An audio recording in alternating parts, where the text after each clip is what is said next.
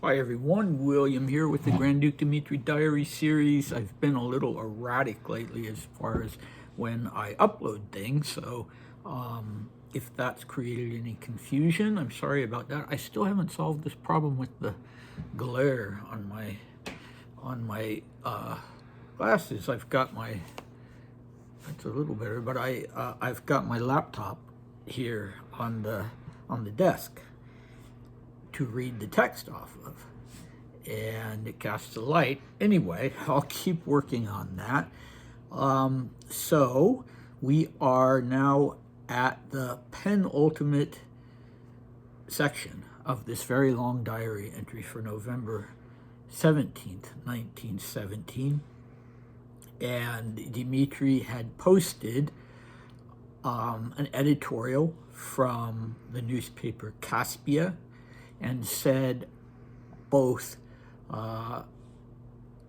both at the beginning and at the end, both before and after the actual editorial, that he agreed with it completely and that it expressed what was in his heart. And I should say that I usually translate the Russian word that he uses is soul.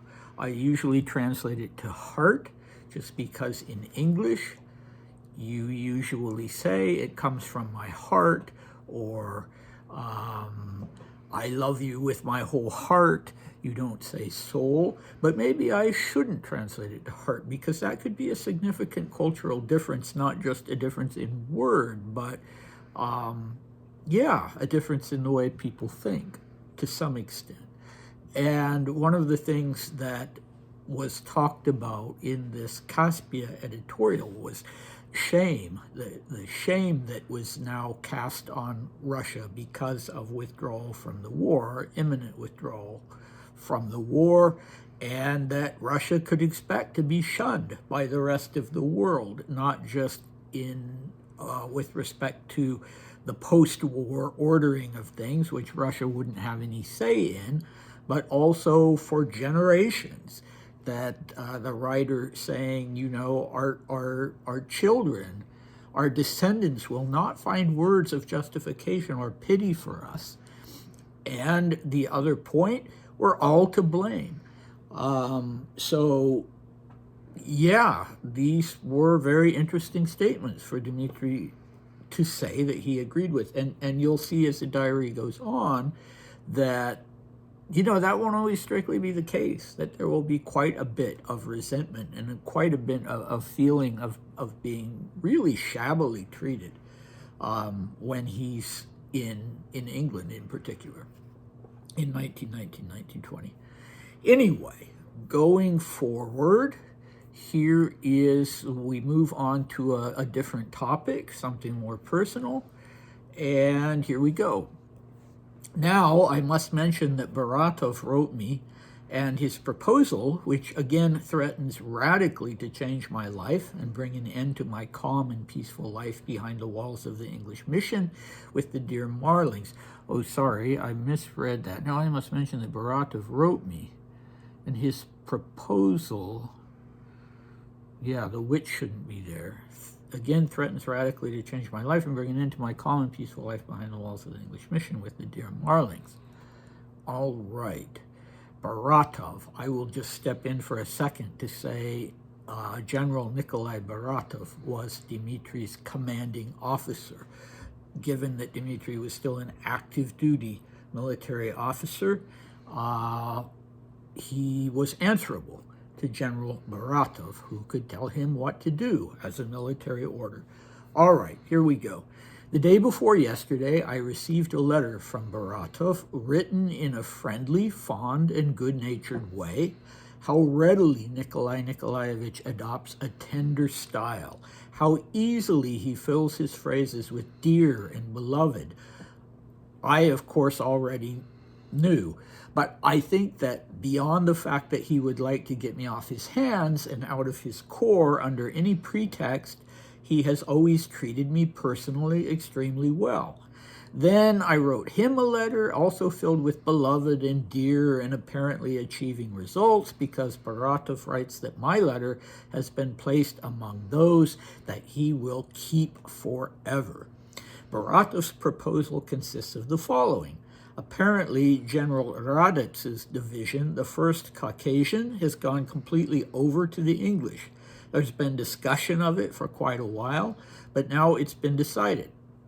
The division is going with the intention of entering Mesopotamia at the full disposal of the British command. It will receive English rations and be maintained by England. Baratov is proposing that I go with the division as an officer translator. He says that I wouldn't be commanding anything and would be transferred to the Terek troops. In other words, it would be exactly what I want. It's completely understandable that this proposition would appeal to me very much. It has tons of pluses. To begin with, I would finally be active, and then I would not be commanding anything and would probably be with the Terek troops. Then it would give me the opportunity, while in service, to get closer to the English, which could be useful in the case of various surprise developments. It's difficult to find the best way out of the present situation. Naturally, there are minuses. How will they in Petrograd view my seeming defection to the English? But to that I could answer that I went as a simple officer in the division. Then there's the minus that I will be still further away from Russia and home, but I can make my peace even with that. Then, from the perspective of daily life, it would be difficult to return to the dog's life of being on campaign, but that too is a trifle. The main problem is that the committees in Kazvin or Hamadan or even in the divisions could make trouble, but I think that would be worth risking. I discussed it at length with Marling, who thinks, as I do, that it's such a good proposal for me that it should be accepted. Then he told me that he would think it over from a political perspective, but so far he hasn't said anything to me. Of course, everything might change radically with respect to the general state of affairs in Russia and with the Bolsheviks in power, with their propaganda of peace and the immediate cessation of the war, and the awakening among the troops of a frightful hatred for the British, for whom alone, according to the Maximalists, we are continuing the war! But in theory, Baratov's proposal is very much to my taste. With God's help, we will see what comes of it. Okay, so the end of the war, the armistice, it was about a year, almost exactly, well, a little less than a year. In the future, in November 2nd, 1918, the armistice was declared, and Dmitri was right. Things would change very, very radically, and Russia would, conclude a separate peace. But anyway, let's look at what he himself is saying. Baratov, his commanding officer, the commander of the Caucasian Corps, which was based in Kazvin. Okay, interesting statement on Dmitri's part. I know he wants to get me off his hands. Yeah, that's understandable. Ordinarily, it would be quite an honor to have a member of the imperial family in your regiment or corps or division or whatever it was, but it could also be, a pain in the neck, right? And in this case, with the committees, it was also very, very dangerous, which is why, in the first place, Baratov sent Dmitri off to Teheran and said, look, you can't stay in Kazvin. It's too dangerous for you. It's too dangerous for the officers in general. Well, now, clearly, he's thinking that since the Terek Cossacks would be basically an annexed part of the British army, they would be annexed to the British army, basically, that it would be safe. But, Dmitri is expressing doubt about that, and I think rightly so. Anyway, it's, it's interesting, too, that of the various objections that he has, one of them is that they in Petrograd would see it as a defection to the English. He never says British, he always says English. Who are they in Petrograd? I think he's not talking about, political leaders, non-Bolshevik political leaders, or fellow officers. I think he's literally talking about family members. How would my father look at this? How would Laming look at this? Would they see it as a betrayal on my part, even though this whole unit of Russian troops has gone over to a cooperative activity with the British, so not just Dmitri as an individual. And it's interesting that maybe Felix Yusupov isn't the only one who's sly and who's thinking, kind of looking out for number one, but in a way that I think is quite justifiable, and thinking, it wouldn't be a bad idea to establish a tie like this to the British, because who knows what's going to happen? Who knows what's going to happen? And so that could be useful for me. And it did end up being useful for him. The only reason he was allowed into England was that Sir Charles managed to get him a commission, not an honorary one, an actual commission in the British Army. And so it did turn out to be useful, but this never happened with him joining the Terek Cossacks. He did not go and do that. He did not become a translator officer, a simple officer in any capacity. Presumably, we'll get into that later. I don't remember, but later in the diary entries, why he ultimately decides to reject that offer, even though he finds it so attractive. And I believe him. He really does find it attractive. He really is saying, yeah, it's a dog's life when you're on campaign, but that's trivial. So it's interesting that one of the reasons he says it's one of the pluses, one of the advantages, is that he wouldn't be asked to command anything. So his rank at that time was captain. A captain could be in charge of a company or a squadron in the cavalry, I guess. I'm not so much up on my military terminology. I should have looked that up. Dmitri doesn't want to command anything. He's not a soldier's soldier. He is, he likes the political and strategic side of things. So that doesn't surprise me at all, that he didn't wish that. And he could have been quite useful as a translator between the British and the Russians. What else? So the idea of defection, the dog's life, balancing sort of crunching the numbers, so to speak. What's the risk versus the benefits? Interesting that he Marling is sort of the father figure. So he wants to see what Marling has to say about it, even though Marling can't speak to things as far as how will the people back home look at this. But Marling thinks it's a good proposal, but he wants to think it over from a political perspective. Well, okay, one of the things that Marling believed and convinced the British Foreign Office of was that Dmitri was a potential candidate for the throne.